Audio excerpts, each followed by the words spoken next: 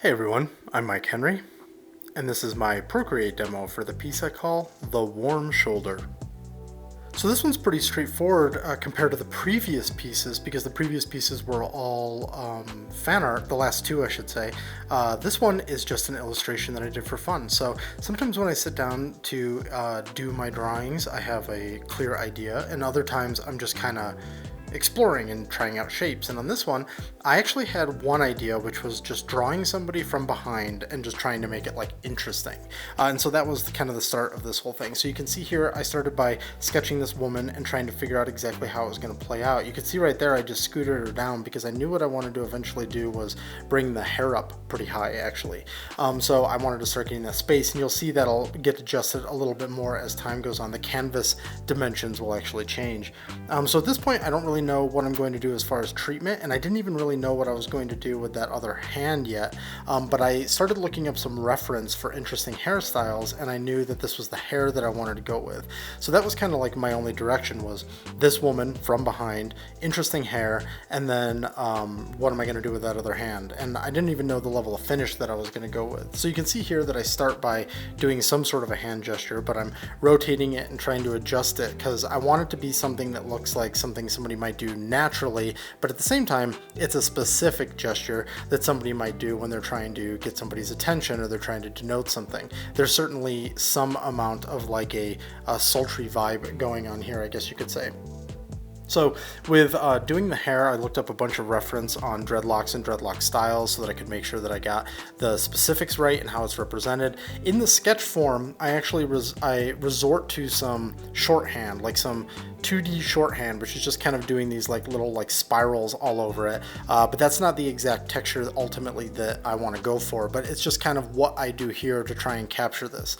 To be honest, organizing all of these hair shapes was a challenge, and trying to make sure that they had like the right thickness, and then I was communicating them correctly, and like how they all work together. I imagine this hairstyle in 3D, like if you were walking around this character, would be really interesting. So trying to really capture the fact that the hair is sitting on the distant side of her head, all those like loops are on the distant side of her head, and then all of the part that's like being pulled up into this hairstyle is on our side, and just trying to make sure that that depth is as communicated as possible. Now, why would I go into so much detail with all these lines if I'm ultimately not going to do them? Two reasons. One is I wanted a sketch that I just thought would look nice, just so that I could always post that sketch separately if I wanted to. And two, I always talk on this channel about how I do more work and more detailing when I'm unsure about how I'm going to actually pull off the final thing. And with this, all the intricacies of getting all of those hair loops right, I wanted to make sure I had tons of information there. Her back, her lower section, her arms, her face, like that stuff I paint like a million times, but doing all these intricate loops, I knew that that was just going to be work that I wanted to make sure I had all that information for. You can also see that I have very loosely denoted in there some of the hammered metal look and feel, just kind of drawn in there. You know that that I was planning on showing off in some way this sketch also, because you see I dropped that texture, that paper texture back there, just to really sell the finished quality of the sketch. But now we jump right into doing the flats and starting to actually do the render on this. The biggest thing I think you're going to notice during this is my identity crisis, or indecision at least, around whether or not I wanted that background to be light colored or dark colored. And throughout this entire thing, you're going to see it go back and forth a few times. That's because I really liked the contrast of having her against this bright wall. It really accented the silhouette. However, that bright silhouette then also diminished some of the details that were interior to her form, and it also made her hair very hard to read. Now you're going to see that as time goes on, like we'll get there, but I just kind of want to call that out, that was one of the big challenges of this piece. It was more of a thematic challenge than anything. We also have a really interesting layer set up there, as you may have just noticed. So we've got her whole body and her right arm down to the elbow on a flat, and then you'll also notice that body went up her neck into her, like the skull, like the scalp part of her head. Then we've got this arm all on another layer. I think I also separate out the fingers, because a piece that has so few components, I can get away with just more of that kind of stuff, more of that support. So that's all sitting then on layers that are like behind the body. Now we do the face, and I deliberately made it so that the face and the ear were almost like a mask that's placed onto the rest of it. That way I can really work on the separation of like the jawline from the neck, and then also keep the source of all of those dreadlocks kind of like nice and clear.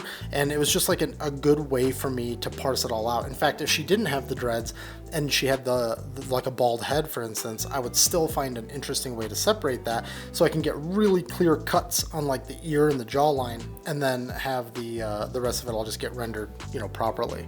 Now here we are in the face, just getting some details here so you can really see kind of what's going on. Obviously lower resolution, but you'll be able to see the image in a tighter resolution at the end here. And now here we start getting those individual locks up and trying to figure out how, like, where they originate from, and then how they wrap around the head and how they kind of interact with all of the other ones. That's a challenge. And you'll notice here that well, maybe you'll notice, it might not be super easy to see, but I end up doing this in several layers in order to try and maintain that I'll have a lot of control in separating all of them when I'm doing the rendering portion. Eventually, I think I start collapsing some of them because it got into a point where I had enough of the control down that then it was like, okay, now I'm going to actually bring all these together and just kind of like work with them all as one piece. But I don't remember exactly where that lands. Let's just remember though that at this point it's all about keeping it all super separate so I can organize my shading. Now, one thing that I want to point out here too is that there is a super realistic way to represent all things in life, and there's also a stylized way. And sometimes when you don't draw something very frequently, you're trying to figure out, okay, I have not had the opportunity to try and stylize this, so how am I going to stylize this here? And that's something that actually happened a little bit in this piece, where the dreadlocks themselves get to their like gather points on the scalp. You'll notice originally I kind of had this like stylized, like it's the hair being gathered into the dreadlock, but I found that it kind of looked weird, and it wasn't really hitting a stylization that I thought was like at least cool, or that I thought would match my overall look. So instead I switched to this where they just kind of get like blurred out and smudged out a little bit to kind of denote that there are some sort of loose hairs or some sort of hair collecting together there, but it's not that like spikier kind of specific gathering thing. That's kind of the thing with stylization. You're kind of trying to figure out like, okay, what am I going to keep from real life? What am I going to change? And when I change things, how am I then going to reconcile that back in so that everything feels kind of logical? And that's something that I wanted to do just there so that it all felt like good to me.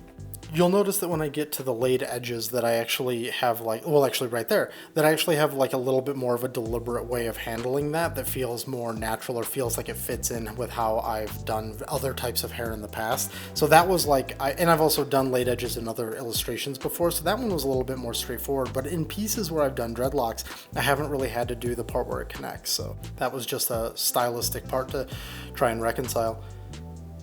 Here we have the jewelry. In the original sketch for the earring, the one that's actually connected to her lobe, I had more of like a jewel that was set into metal, into gold. Well, I mean, it was gold in my head, but it was a sketch. I always kind of had in mind what the necklace was going to be, that it was going to be this like hammered gold, and then I thought, okay, well, why not do the exact same thing on the earring so that they appear to be more of a set, and then she's paired it with a couple of other things that are of the same metallic, but are just a little stylistically different, because if you make things too matchy, it's gonna look a little silly. So having it be like a couple of matching elements and then a couple of things that she's brought into those matching elements just makes it feel like she is more of a person, and it just makes it more stylistically current. You'll also notice that there is a bracelet on her wrist in the sketch, and I decided to get rid of that because I want that attention at her head. I knew with the lighting what I was going to do was it was going to be top down, so her head and her shoulders were going to get lit, and then in the dip in her back it would get dark, and then as her pelvis and butt stick out, that was going to catch light. But I wanted to make sure that all of that attention mostly still went to the head. So by putting some gold piece off to the side that would probably catch some light, I just thought that that was going to be distracting.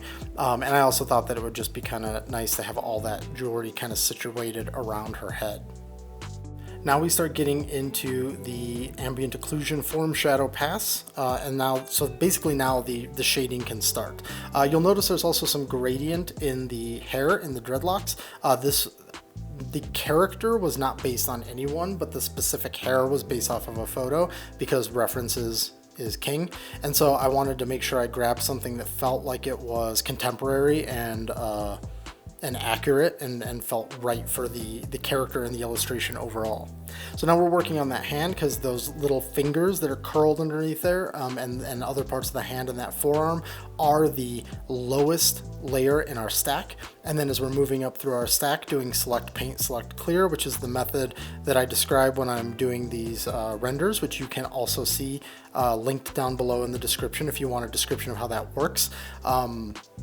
I'm working through those layers and working up through parts of her body. Now there are some parts where I'm really trying to make sure that I like nail the, well actually to be real specific, I don't draw people's backs very often, which was part of this. I think I said earlier in this video actually that I draw bodies and backs all the time. I actually don't draw the back of characters very often because it's just not asked for. And when you're doing like character designs, you usually don't have to do back anatomy. And when you study anatomy, you're usually studying like muscle groups and stuff. And since this woman doesn't have like a crazy ripped back, it was about trying to find lots of reference for that as well. So trying to find reference for all of the things that you don't normally draw so that you know exactly what you're supposed to be drawing. You can still change them and you can still stylize them, but you got to make sure you get that reference so that you don't do something that you're like, yeah, I think that's how backs work, and then you do it and you're like, that looks weird. So now you can see here, we just merged together a couple of shadow layers. If you have never watched a video of mine before, when I'm working in Procreate, I try to conserve layers. So I work in a style where I've got a few lighting layers, shadows and lights and stuff all the way at the top of a big stack of flats so that I can use those flats to control the shadows, like how they're actually bound through a mask. That's that select paint, select clear method, but the actual layer stack I describe in a previous video where it is about my difference in layer management between Procreate and Photoshop. I highly recommend you look for that on the channel. In fact, I probably will just start permanently linking that in the description because I think it answers a lot of questions for people. But as we're moving up through these layer stacks, as we're moving up through the layer stack, we are going to each section of the body, selecting it, clearing it from our shadow layer that sits all the way on top, and then reselecting it so that we're trapping that shadow layer, or we're trapping that section again, and then we're painting in the shadow layer. And the shadows for this, as you saw a minute ago, is like a light, slightly reddish gray, and that is set to multiply, which then gives us this rich shadow. And I can't remember if I tweak that as the piece goes on, but I think that it pretty much stays. Now it's a little hard sometimes to see when you're dealing with something super dark like black hair to try and see everything that you're doing. Now you could argue, why put all the work in there if maybe it's not going to be super clear? But I put the work in because A, when you see this thing zoomed in, you actually do see that detail, and there is a potential that somebody could see it that way someday. And two, I might not be entirely sold on the exact colors that I'm using. So for instance, we've got that little bit of that brown gradient in the hair. If I decide to brighten that, or I decide through lighting to bring some things out a little bit more, we may want to be able to see those shadows. And if I would have like kind of half-assed them, then I would have to go back in and redo them anyway. So I'm just kind of putting the work in now so that no matter what I decide to do with the piece, I'll have that integrity already built in there. Now we're doing the AO and the form shadows for the face. I just wanted to zoom in here so that we could see that detailing. I'm still like, it's kind of cool that like every now and then when you're working on a piece, you're just like, yeah, okay, that was cool. Then you pass it on, and then sometimes you work on a piece and you're like, I'm so happy with the way that came out. And this is one of them. I still, when I look at the process for this one, I'm really happy with certain aspects of the way like her forms were captured. So seeing the way the face was painted is just, it makes me feel good that I actually achieved what I was going for here, which is a big part of doing art, is just like, you know, everybody's got an image in their head of what they want to do, and then there's what they actually do, and the disparity between those two things is what can really be discouraging or encouraging. Here is a hammered metal texture that I found. A lot of people were wondering how I did the metal texture on here. The way I did it was I got this texture, I adjusted it, I did some like value adjustments to it, I warped it and twisted it and put it where I wanted it so that the shadows were in the right spot, and then I set it as an overlay actually in the flats section, but then I went back in on top of it later, which I can't remember if that happens right now or if that's going to happen later, and I did some more painting over the top of it to make sure I was getting like the highlights in the right spot, and I was smudging out some of the detail because the base texture had like, it was just like a little too precise. And so right now you're going to see it like that, and it's going to be super shiny and kind of textury. And then as the illustration goes on, you're going to see me eventually kind of like work it down and paint over it a little bit and kind of get it a little under control and stylistically in harmony with the rest of the piece. Here we start putting in some skin tone variation. I talk about that a lot in order to sort of make your characters feel like they are made of flesh and blood as opposed to just like plastic or some sort of amorphous, or not amorphous, undefined material. At the beginning here, I started to put almost like a pale section where the sun wouldn't have hit her skin, but then I decided to go actually in the reverse and apply some dark sections instead because I didn't want her base skin tone to be brighter than it already was. I thought that that was like where it should be. And once all the lighting starts getting on and we start adjusting all of these layers, it's going to look less like she's wearing kind of like gloves. We're going to make it nice and subtle and work it all together eventually. It's kind of like when you see a video game texture of a character that's in a game where there's a lot of lighting and they don't have to put the lighting into the texture, and this skin looks like really stark, and you see like all the variations, and you see like all the moles, and you see like all this other stuff, and it looks almost like the brightest light possible is shined on there. We're not at that stage right now with this illustration, but that's kind of the way it is before all of the layering starts getting put in with like the rest of the shadows, the highlights, any type of other conditional lighting that I decide to do as the piece goes on. We're actually about to get into the cast shadows here in a second. For this piece, I used the same, I think it's the same color that I used for the other thing, but as I mentioned earlier with my Select Paint, Select Clear methodology, this now is where we are creating a new layer because we actually want these shadow layers to play nicely together. By the way, here's an example of not looking at reference, those shoulder blades being so harsh, and then eventually I'll fix that, but this was a situation where I couldn't find a woman's back that had really stark top-down lighting that I could use just in the moment while I was painting. And eventually I find it and I soften it and I do the right thing, but right now you could consider that just like a first stab, and then we come back to it later. But we want these shadow layers to play nicely together. I mentioned this in a video or two ago, that what we're actually trying to achieve is when you're painting and you're actually choosing your colors and you're not doing something digitally where you're using all of these blend modes, you're actually cordoning off like the high section and the low section, or at least the 50% up and the 50% down kind of thing.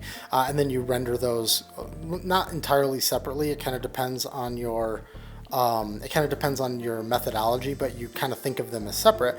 And so what we do here is by laying down that first shadow layer first, and then we have another shadow layer that's doing the cast shadows, it means that them intermingling makes it so there is a value of shadow on the light side, and then there is a darker value of shadow because it's mixing with the cast shadow, and it actually gets you a lot of that interplay without having to actually color pick and figure it all out and figure out what your values are. That is also a method of painting that I use. I just don't do it much in Procreate because, as I said before, I'm trying to manage my layer count. So now we're moving into the hair, the face, trying to get all these cast shadows done up in here. This is some of the most fun and rewarding parts because it's not about like subtlety as much. It's not about like kind of like always trying to work these shadows. It's about coming in and hitting with really nice, sharp, heavy shadows, which is cool.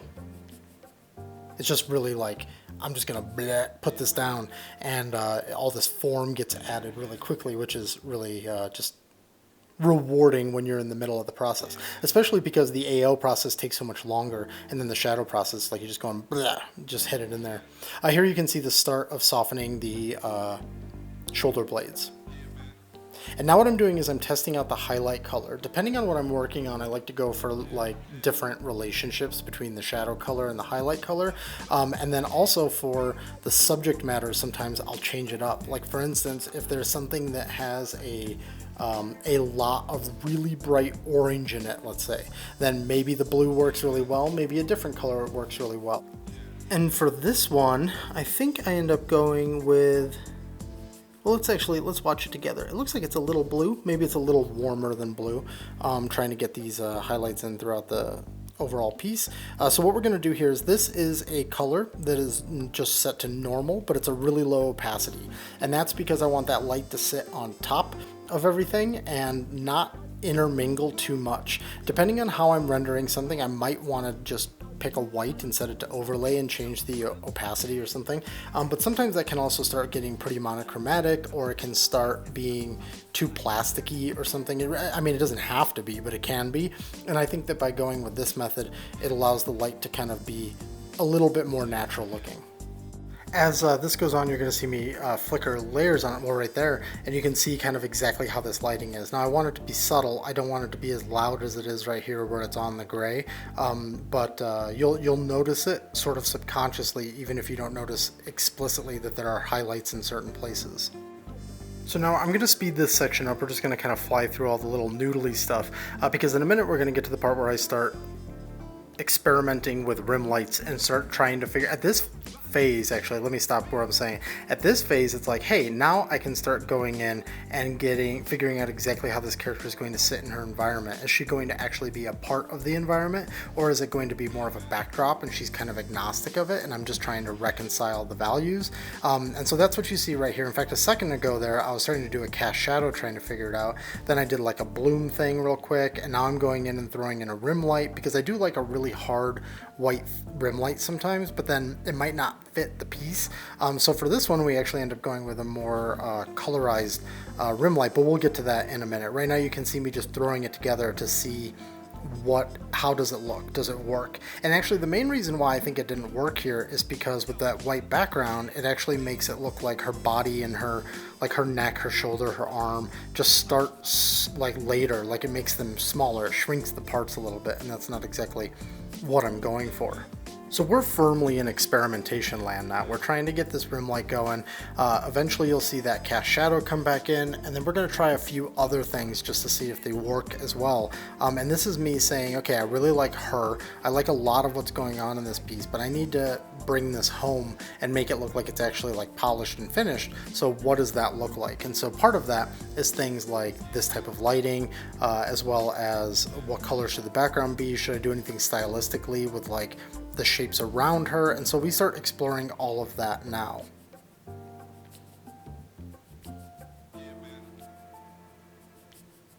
Now some of this rim light is incorrect as far as like realistic rim light's concerned, but that's because I was going for something stylized to push things out, and once I kind of laid it all in, I could then make a real decision about like which parts then do I want to pull away from. So I was just kind of going around highlighting the anatomy without necessarily adhering too much to like very specific lighting and how she would react within that lighting. You can see now we've switched to a rim light that is more colorized, and we are going to keep something like that, but we will play with that a little bit more as the piece goes on. So once we get this rim light kind of put in here on the left side of her body, you're going to see me play with those stylistic elements I was talking about with the wall behind her, or the painted field of color behind her kind of. So you can see me there playing around with the color and seeing how I want to do this, and I start blocking in this kind of really rough outline to try and accent her form. But again, this is starting to kind of contribute to that problem that I was mentioning earlier, where I was saying that you lose a little bit of the detail of her and her hair and all of that. But I do like the stark silhouette that this cuts. That said, we eventually move away from this and we go for more of being able to see that interior detail than the silhouette, but there's plenty of silhouette when we get to that. So right now I'm just doing this stylistic thing where I'm saying, okay, let's make this look kind of painty. Let's put some drop shadows on some of this paint. Let's make sure that this has texture to it. Let's do some maybe more supporting lighting, which is what you just saw there. But now we start shifting over to the darker background. And this is where we're just experimenting with that. We're using the same background that we had before, but we're trying different colors. We're converting layers to different layer effects. We're trying different treatments for that background, just really trying to see how that's all going to work together. We also have a little bit more of a directional light now, where I've put some shadow on her face and I put some shadow on the right side of her body so that we can get it to be a little directional and get some of her form rounded off a little bit more. So here I'm starting to feel it a little bit more. I like the way it's going, and I'm putting in even more details, which is what you're seeing. You're seeing me put in a little bit more lighting tricks. You're also seeing me add more of the highlights in spots. But you can see all these layers flickering on and off. This is me, I wouldn't call it indecision, but it's me saying more like, okay, more's got to happen here. So I'm going to go in here and adjust this. I'm going to turn these layers off so I can see this better, and then I'm going to adjust that. And as I'm sort of turning all these layers on and off, it's so that I can see through what I've done. Here you see this light in the top, and I'm like, yeah, what if there's a cast light coming down, and then we put some rim lights based on that. But the problem with that is then that's firmly putting her in an environment, and I don't know that it's putting her into a particularly interesting one. I liked more the idea that she was, that the wall behind her was a graphic element, and she was effectively a more rendered element sitting on top of that. And so with some of these final tweaks here, you're going to see a couple more subtle graphic elements get brought in. We're going to get like this painterly kind of like outline that's going around her. We're also going to bring some additional color into that. I shouldn't say it's going around her because it's not currently going around her. It was in the other version where we had like the lighter background. And so we'll get there though. We'll make sure that there is like this colorized thing kind of happening, which just actually with her being, you know, humans are one skin tone, like head to toe kind of thing most of the time. And then we've got like hair and we've got the metal. There's really only a couple of elements in here that are providing like palette to the illustration, especially with this background being this kind of like dark grayish color. So getting this like what you see right there getting put in, which is this like kind of blue painterly thing around it, and then adding this like, it's not chromatic aberration, but it's doing almost like a faux chromatic aberration kind of around her. I shouldn't say that. It's taking the same principles of a chromatic aberration, but it's not at all trying to masquerade as such. It gives us these subtle extra colors in here, which actually provides more color depth overall to the image without necessarily feeling like, you know, we've put something on her that's really colorful. So it's a nice little subtle thing. Here we're just kind of wrapping up like the rim lights, getting everything essentially dialed in for like the very end. And in a second here, this illustration is actually going to be done.